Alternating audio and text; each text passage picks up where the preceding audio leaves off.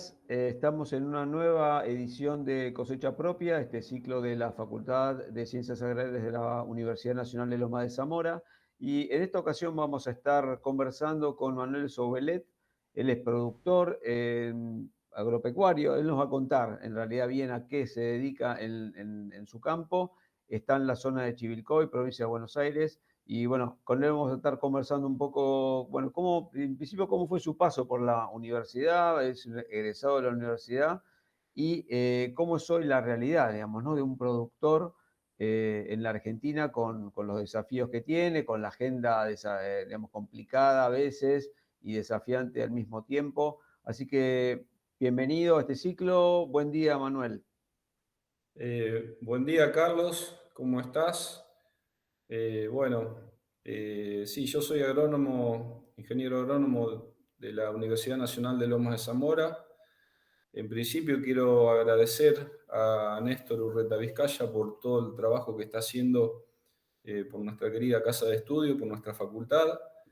Me gusta la actitud proactiva que tiene en cuanto a la difusión de la universidad, de nuestra facultad, buscar el vínculo con empresas privadas, con instituciones a nivel nacional e internacional, no solo a modo de que se conozca, sino que también un poco preparar el lugar para los chicos que poco a poco se van recibiendo y necesitan insertarse en un mundo laboral que hoy en día es difícil. Mm. Manuel, contanos un poquito cómo fue tu acercamiento a la facultad, digamos, vos vivías en la zona o eras de Chivilcoy, ¿por qué terminaste en Loma de Zamora en definitiva?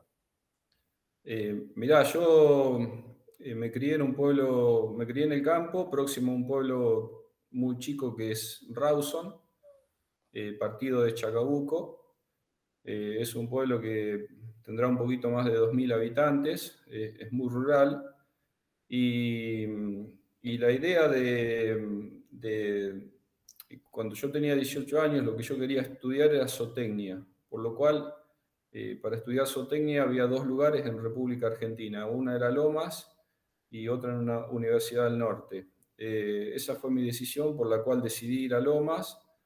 A esa edad, 18, 20 años, la verdad que hay muchas cosas que no las tenía muy claras, sí sabía que quería producir, sí sabía que quería trabajar la tierra, y posteriormente a eso me paso a agronomía, y ya una vez estando en agronomía, una de las cosas que valoro mucho de la facultad fue la calidez de sus profesores, el ambiente familiar. Uno, en la medida que iba interactuando, iba haciendo amigos, y eso me ayudó como un pilar importante para poder continuar. Y si bien no fue fácil, porque fueron años duros para uno, yo tenía muy en claro que lo que quería era llegar. Entonces, un poco uno se aferra a esa idea, y más allá de lo que pudo haber vivido uno, el objetivo era meterle para adelante y ser ingeniero. Mm. ¿Y por qué pensaste ya de muy chico en la zootecnia, bueno, y después en la agronomía? ¿Venís de una familia de productores o contanos un poquito bueno, el pasado familiar? Mirá, Carlos, mi apellido es Subelet, y hace poquito descubrí que el significado del apellido es pastizales, es un apellido de origen vasco-francés. Mis bisabuelos criaban cabras en los Pirineos, en Francia. No solo traen el amor por la tierra, por producir de Francia, sino también que traen el amor y la devoción por el Sagrado Corazón de Jesús, cuya aparición también es en Francia. Llegan hacia fines del 1800 a Argentina. Los bisabuelos se casan acá en Argentina a principios del 1900, y cuando compran el establecimiento, la casa de campo, que bueno, yo soy la cuarta generación, eh, se enteran o descubren que la casa había pertenecido a un terrateniente de la conquista del desierto. Imagínate los años duros que habrán vivido.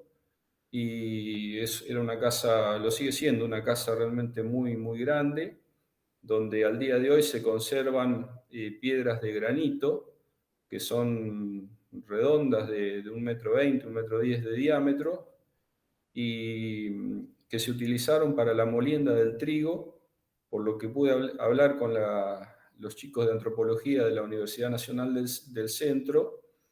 Esas piedras pertenecieron a un centro de molienda del 1700, que posteriormente hacia el 1800 también se fue dando. Se molía el trigo y bueno, eso fue un poco parte de lo que se hizo en la casa y lo que a su vez se hacía en la zona. Fueron centros de molienda grandes porque a nivel casero lo que se usaban eran morteros de mano. Imagínate que Rawson fue fundado con el ferrocarril hacia 1882. El campo nuestro estaba, el asentamiento estaba desde mucho antes. Hay otra cosa que también uno tiene presente por haberlo respirado, haber estado ahí, es próximo a nuestro establecimiento. En 1852 pasó el ejército grande de Urquiza antes de enfrentarse con Rosas en Caseros. O sea, venían siguiendo los cursos de agua del lado de Pergamino, pasan ahí por próximo al campo nuestro, hacen Chivilcoy, Suipacha, Luján y van directo a Caseros, que es ahí donde se da la batalla, lo que hoy sería el Palomar. O sea, uno vino respirando de alguna forma mucha historia familiar y zonal. Y bueno, ellos lo que hicieron básicamente, los bisabuelos, en el campo es la cría de ganado y puntualmente tambo.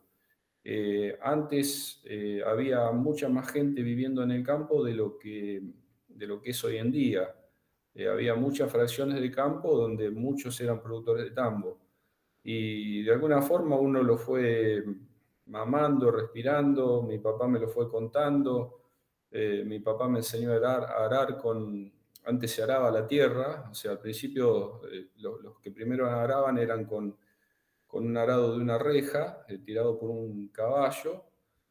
Posteriormente eso fue evolucionando y yo aprendí a arar con un arado de 4 rejas y lo que más creo que me marcó para producir es ese olor a tierra húmeda, la tierra negra, cuando se daba vuelta y venían todas las gaviotas a comer gusanitos, comer bichitos. Fue una vivencia que quedó muy marcada en mí y dije, bueno, yo lo que quiero Vamos por hacer ahí. es producir, ¿no? Es trabajar la tierra. Manuel, y contame, yendo ya a tu ingreso a la facultad, digamos, ¿cómo fue ese ingreso, esa cursada? ¿Cómo transcurrieron estos años en Lomas de Zamora? Mirá, en un principio, bueno, uno tenía las materias duras, con las cuales, si bien son básicas y son formativas, al principio uno no le encontraba mucho sentido. Ujú, El sentido se lo empieza a ver con el tiempo, que eran matemática, física, química.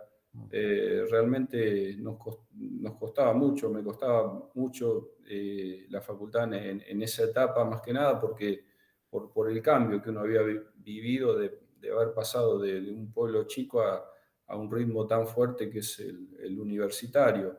Y poco a poco, en la medida que iba pasando el tiempo, cuando uno llega a mitad de carrera y demás, ya empieza a ver materias más vinculadas a lo que uno había venido a buscar, que era el tema de suelos, por ejemplo, cosas que ya nos vinculaban a a la producción, al ámbito productivo, ¿no? a la producción en sí y posteriormente las producciones, o sea, las producciones de los cultivos a los cuales uno se dedica hoy en día y otros tantos que también era necesario saber, que eran forrajes, bueno, producción de la producción cerealera, oleaginosas y demás. Y lo que era, también para mí fue muy importante, eh, la, la, la, la, lo que es la comercialización y lo que es más que nada la negociación, porque es un poco lo que de alguna forma nos da una herramienta cuando uno tiene que empezar a hacer calle. Ahora vamos a entrar un poco a qué es lo que están produciendo ahora en el campo, pero una última pregunta vinculada a tu paso por la universidad. Quería preguntarte, bueno, un poco qué pensás que te dejó, cuáles son dos, tres principales enseñanzas de tu paso por la Facultad de Ciencias Agrarias de Lomas. Para mí fue un proceso formativo muy importante, muy lindo, muy bueno. Eh, Técnicamente uno tuvo la base como para luego seguir buscando. Eh, Me dejó amigos que me regaló la vida, me dejó poderme encontrar con gente, compartir, disfrutar, mirar hacia atrás y decir, qué bueno que hayamos hecho esto, qué bueno que hayamos pasado por la facultad. La calidad de la gente que yo encontré realmente fue muy buena. La verdad que me siento feliz de haber pasado por la facultad y más allá de que no ha sido una etapa fácil, como no lo es para nadie, como no lo es para nadie, yo de hecho a los chicos les digo que no aflojen, que no hay nada fácil en la vida, que luchen por sus sueños, luchen por sus esperanzas, luchen por sus deseos, que si se quiere lograr, se logra, lleva el tiempo de cada uno y lo que queda es lo mejor con el paso del tiempo, que es el capital humano. Así que eh, les quiero decir eso, que no dejen de batallar por lo que más quieren. ¿Y pensás que te dio las herramientas necesarias para poder desarrollarte vos como productor agropecuario que sos hoy? ¿O eso lo tuviste que ir haciendo después, digamos, que terminaste la facultad por tu cuenta? Sí, la facultad me dio mucho. O sea, el universo de conocimientos que uno adquiere en la facultad, ver a profesores que están muy vinculados a las distintas actividades en las cuales uno podría llegar a desarrollarse. En ese momento no sabíamos bien en qué puntualmente, pero ya veníamos viendo producciones, bueno, de maíz, de trigo, de soja, girasol, de manera incipiente. Obviamente que uno no se ha dedicado al tema hortícola ni tampoco frutales, lo que es floricultura, pero el aporte técnico que nos dio fue enorme, fue muy importante.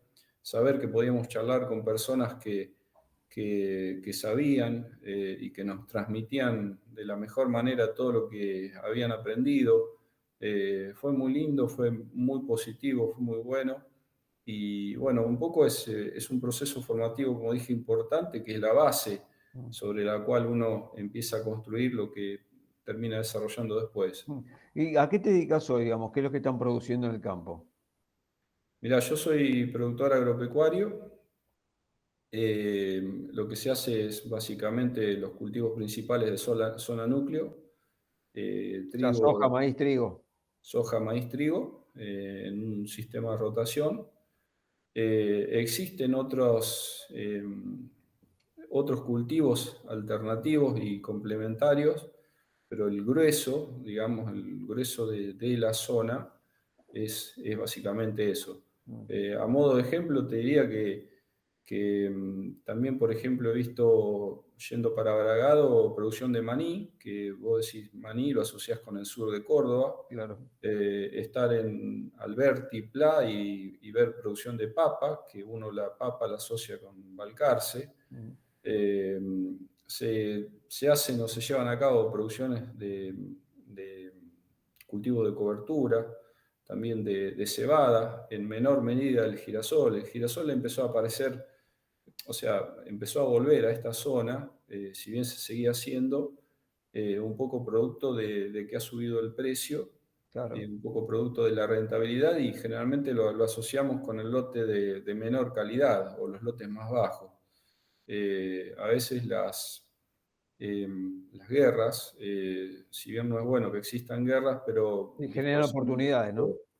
distorsionan los precios y hacen que los precios suban y el productor cuando capta precio, obviamente necesita tener un cultivo rentable y lo incorpora a su producción. Eh, Entraste de lleno, bueno, un tema clave hoy, ¿no? Que es digamos, el tema precio, producción, rentabilidad, digamos, ¿no? Ahí se habla mucho del tema de los impuestos, no solamente las retenciones, sino todo el complejo, digamos, tributario que tiene la Argentina. ¿Cómo estás viviendo vos como productor esta situación, digamos? los números dan, están muy justos, hay posibilidad de que mejore la rentabilidad o no. Mirá, a ver, hay cosas que el productor puede manejar y otras cosas que no puede manejar, ¿sí? O sea, un productor es tomador de precios, eh, en cualquier parte, o sea, le dicen el precio es este y lo tiene que vender. Lo que uno trata de hacer es tratar de ser más eficiente, o sea, producir más y tratar de bajar los costos, pero a los fines de subsistir o sobrevivir, y obviamente si viene un año bueno, obtener reservas para años malos, ¿sí? Al día de hoy, hay cosas como las que te dije que desde el punto de vista climático que uno no puede manejar. O sea, si me voy a la campaña 22-23, nosotros tuvimos una seca que fue fenomenal. O sea, nunca creo, no tengo noción en años hacia atrás de haber tenido una seca tan dura. Para que te des una idea, la laguna de Junín, la laguna de Gómez, se había secado. Una laguna que siempre era un mar de agua, ¿sí? O sea, pasamos a veces de extremos a otros extremos. Ahora, hace poco, cayeron entre 250 y 300 milímetros en cosa de una semana, lo cual hizo un desastre en los campos impresionante. Si uno toma ruta 5, va hacia 9 de Julio, Casares, Peguajó y a su vez Bolívar, Guaminí, la cantidad de agua que se ve es impresionante. O sea, hay cosas que el productor no las puede manejar, les es muy difícil y no obstante es resiliente en ese sentido. En cuanto al tema de costos, hoy por hoy el productor apunta a tener kilos, ¿sí? Pero hoy lo que no se está teniendo es precio. O sea, O sea, los precios internacionales están bajos y no ayudan, digamos. exactamente, está sobrando soja en el mundo. Brasil está teniendo una excelente cosecha o la tuvo de maíz, la safriña que le llaman ellos.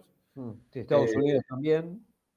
¿Cómo? Estados Unidos también, digo, tuvo una buena campaña. Exactamente. Eso hace que deprima precios y de alguna forma a nosotros nos ponga en una situación bastante apretada porque la única que nos quedan es producir kilos para poder, eh, digamos, soportar el tema de costo. Hoy en día las retenciones, por ejemplo, a lo que es trigo y cebada, la habían bajado y ahora la van a mantener hasta creo que enero. Bueno, eso de alguna forma genera un mejor precio para la producción de trigo y se estima que la producción de trigo va a llegar, o de fina, va a llegar a los 19 millones de toneladas, lo cual Es un es buen número. bueno. Date una idea que, por ejemplo, para la molienda a nivel interno se consumen 6-7 millones de toneladas, lo demás es saldo exportable. Y el principal comprador es Brasil, un poquito Chile, Indonesia. Pero bueno, en ese sentido es bueno. Yo creo que las retenciones, si se sacan, primero que no creo que las saquen y creo que si lo hacen lo van a hacer de manera gradual, o sea, muy de a poco, porque entiendo que el gobierno debería o tiene que reemplazar ese ingreso por otro lado, pero sí sería muy bueno para todo el sector. O sea, si miramos a los costados, Uruguay, Brasil, Paraguay, Bolivia producen sin retenciones Claro. y realmente nosotros, por una inercia de gobiernos, estamos bastante apretados en ese sentido. Decime, Eh, Manuel, y con respecto de este tema, digamos, ¿cómo se hace para competir entonces, sabiendo que hay condiciones quizás no tan favorables en Argentina, ¿no? Hay que apuntar a la tecnología, hay que invertir todos los años en ser, no sé, en procesos nuevos para ser más productivos. Mirá, te cuento, Carlos, la presión sobre los campos es altísima, es altísima. O sea, hoy un campo chico para comprar y un campo mediano generalmente lo compra un productor agropecuario que está cerca, ¿sí? Y prácticamente no hay oferta, hay mucha demanda, o sea, muchos quieren comprar y no hay gente quien venda. Ahora, cuando hablamos de un campo de mediano hacia grande, además de productores agropecuarios, entran en el sistema, entran en el sector inversores que vienen de otros rubros. O sea, tenemos gente que viene del lado petrolero, de la construcción, de la industria, y la oferta sigue siendo bajísima. Eso con respecto a la compra de campo. Y con respecto a los alquileres, también la presión es realmente muy alta. Todos quieren sembrar y yo he visto en todos estos años que ha habido empresas que han traído el dinero de otro sector, han entrado y bueno, algunas han sobrevivido, otras no, porque la verdad que las adversidades climáticas es como que le acomoda la cabeza a más de uno buscando una renta, pero es altísima la presión, realmente es altísima. Uno trata de subsistir haciendo las cosas bien, teniendo buenas relaciones con los dueños de los campos, tratando de ser eficiente, cuidando los costos, pero sí, a la larga yo diría que ir bajando gradualmente las retenciones sería uno de los puntos para que toda esa masa de dinero, vos pensás, Carlos, que el 70% del dinero que recibe la Argentina proviene del complejo agroexportador. O sea, el campo produce el 70% del dinero que entra al día de hoy. El día de mañana irá bajando si se activa vaca muerta o minerales en la cordillera, como por ejemplo litio, cobre y demás. Pero el día de hoy sigue siendo el grueso importante que año a año necesitamos todos como sociedad, como comunidad. Mm. Si esas restricciones se van bajando, y también otra cosa que sería un punto a desarrollar a lo largo de muchos años es el tema de los fletes. Hoy el flete, nosotros estamos a 200 y pico kilómetros o un poco menos de Rosario o algún otro puerto de Sarte, por ejemplo. Pero imagínate un productor que viene de Salta, de Las Lajitas, de Chaco, que tienen más de 700 kilómetros para traer su producción. El flete lo destroza. Y uno ve, analiza como países que se han desarrollado, el ferrocarril baja muchísimo el tema del costo del flete. Sería otro de los puntos a tener en cuenta para poder eh, favorecer economías regionales. Mirá, hace poquito leí que en el norte argentino, en Ituzaingó, Corrientes, se inauguró un puerto que va a servir para sacarnos no solo el arroz del norte, sino también todo lo que proviene de la industria de la madera y a su vez economías regionales que puedan ser del lado de Paraguay y de Brasil también. A ese tipo de cosas tenemos que apuntar como sociedad para que realmente el desarrollo llegue a cada región del país. Manuel, ya tenemos que ir cerrando un poco la entrevista, pero quería preguntarte, por ejemplo, la relación con Brasil. Brasil hace 10, 12 años, digamos, era un productor menor en comparación a Argentina. Hoy, digamos, es el principal productor de soja, en maíz es muy importante. Eh, en todo caso, ¿qué podemos tomar de la experiencia de Brasil? ¿Qué podés decir vos como ingeniero agrónomo de la experiencia de ellos? Que se pueda aplicar acá, digamos, ¿no? Porque a pesar de todo el entramado impositivo que complica, la Argentina sigue siendo un gran competidor, ¿no? En este campo. ¿Qué se puede tomar de la experiencia de Brasil, por ejemplo? Mirá, Brasil y Argentina trabajan de manera complementaria en el sentido que se le vende. A nivel de ejemplo, los brasileros tienen una tecnología impresionante, pero a diferencia nuestra, esté el gobierno que estén, ellos van para el mismo lado. Eh, o sea, eso es lo que creo que cada país debe hacer, es ir en el mismo sentido para que un país se desarrolle. O A sea, tener una política de Estado frente al sector agropecuario, por ejemplo. exactamente, ellos invirtieron mucho en el tema portuario, en el tema caminos, bajaron las retenciones. Imagínate que tuvieron una política, pero no solo por el sector agropecuario, por la comunidad en sí. Hace 50 años Brasil tenía 20 y pico por ciento de pobreza y nosotros estábamos en el 5. Perdón, Brasil tenía un 40 y pico y lo bajó al 20 y pico, y nosotros teniendo un 5% Lo estamos en el subimos. 40-50. Entonces, realmente excede un poco a lo que es el sector agropecuario la manera de pensar. Las retenciones acá son algo extractivo para el productor. Y tuvimos algún gobierno que quiso ponerle retenciones móviles hace no mucho. O sea, el sentido tiene que ser el mismo. O sea, se debe tratar de llegar a toda la sociedad. El beneficio es para toda la sociedad. Mirá, a mí, yo creo que te lo comenté, pero uno como productor, Argentina somos 40 y pico millones de habitantes, ¿sí? Producimos alimentos para 400 millones de habitantes, o sea, para 10 veces la población de la Argentina. Y no podemos tener chicos con desnutrición, no podemos tener gente que le falte un plato de comida. Uno intenta, desde la posición de una, tratar de ayudar a fundaciones como CONIN, que luchan contra la desnutrición, comedores donde las necesidades básicas a veces no se llegan a cubrir, y en eso tenemos que trabajar como sociedad en general. No, o sea, no es solo el sector, es toda la comunidad y es pensar en los más vulnerables. Interesante este punto también. Bueno, nada, el tiempo, como siempre, se nos acaba rápido en estas charlas que hablamos siempre con productores o con gente que pasó por la universidad.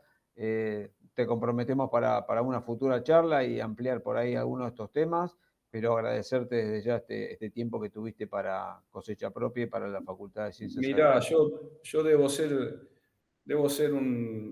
quiero ser un agradecido a la vida, quiero ser un agradecido a mis padres que me apuntalaron tanto para poder terminar la carrera.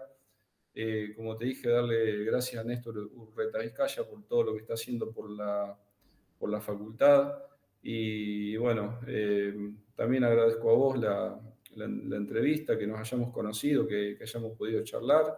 Y yo creo que siempre la interacción es buena, favorece y de algún lado multiplica. Bueno, buenos días y estamos en contacto. Que tengas un buen día, Carlos. Ha sido un gusto.